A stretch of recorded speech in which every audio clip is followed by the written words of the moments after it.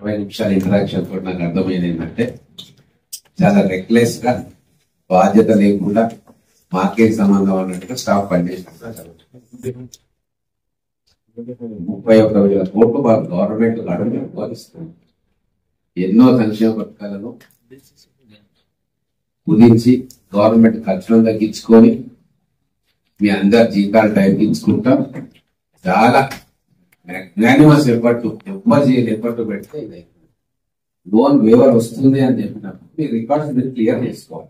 మీకున్న పని ఏముంది నాకు అర్థం కాదు.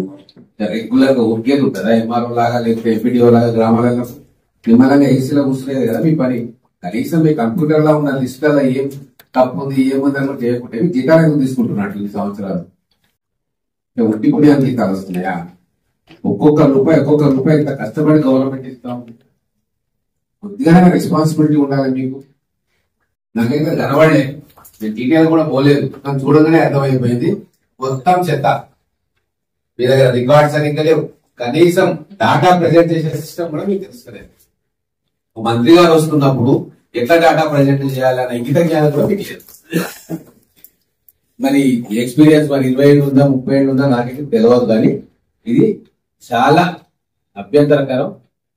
మీరు అన్ని కూడా ఓవర్ నైట్ పనిచేయండి. ఖచ్చితంగా మీ మిస్టేక్స్ వల్ల ఒక్క రైతు కూడా లోన్ ఆగకూడదు. లోన్ వేవర్ అనేది చాలా ప్రిస్టేజియస్ స్కీమ్ గవర్నమెంట్. దీనివల్ల గవర్నమెంట్ అనవసరంగా ప్రతిపక్షం గవర్నమెంట్ క్లెయిమ్ చేస్తుంది.